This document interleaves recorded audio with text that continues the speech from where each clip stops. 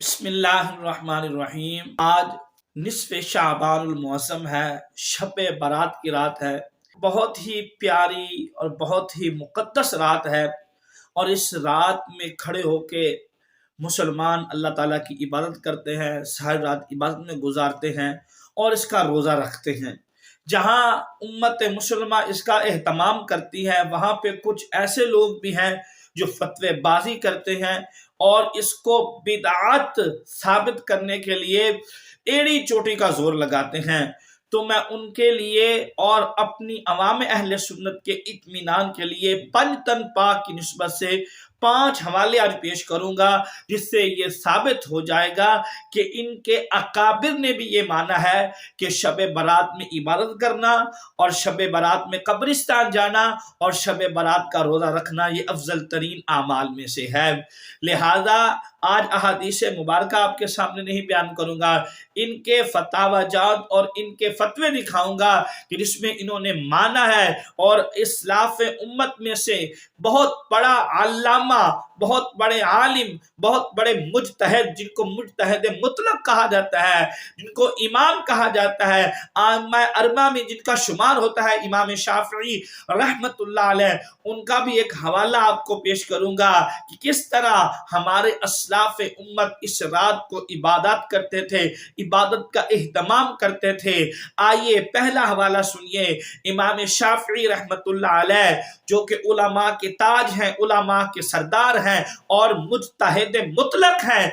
आपकी एक मशहूर ज़माना किताब है किताबुल उम, उसकी जिल्द नंबर 1 में इमाम शाफी रहमतुल्लाह अलैह इस रात के बारे में लिखते हैं। आप फरमाते हैं इन्ना दुआ खम्स लयालिन, फरमाया 5 ऐसी रातें हैं जिन रातों में दुआ करना मुस्तहब अमल है और दुआ मुस्तजाब होती है, दुआ कबूल होती है। फरमाया 5 ऐसी रातें हैं। नंबर 1 फरमाया फी लैलतिल जुमुअती, जुमअतुल मुबारक की रात, उस रात अल्लाह दुआएं कबूल करता है। व फी लैलतिल फित्र व फी लैलतिद दुहा, छोटी और बड़ी ईद की जो रातें होती हैं उन रातों में जो दुआ की जाती है अल्लाह वहदहु ला शरीक वो दुआएं कबूल फरमाता है।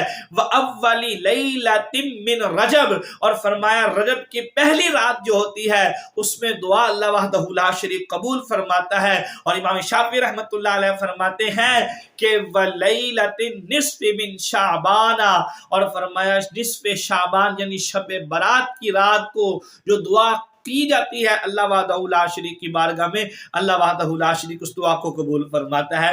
इमाम शाफी रहमतुल्लाह अलैह फरमाती हैं ये हमें अस्लाफ से बातें पहुंची हैं। और आखिर में अपना तबसरा नकल करते हो इमाम शाफी रहमतुल्लाह अलैह फरमाते हैं कि आना अस्तहिब्बु कुल्लमा हकैतु फी हादिहिल लयाली मिन गैरि अन यकून फर्दन, फरमाया ये जो मैंने 5 रातों में दुआएं करने, इबादत करने के कहा है, मैं इनको फर्ज नहीं समझता बल्कि मुस्तहब कहता हूं कि आप इन 5 रातों में अल्लाह वहदहु ला शरीक की बारगाह में गिड़गिड़ाएं और अल्लाह वहदहु ला शरीक की बारगाह में तौबा करें। यही तरीका उम्मत मुसलमा का है और यही तरीका अकाबिरीन उम्मत का है।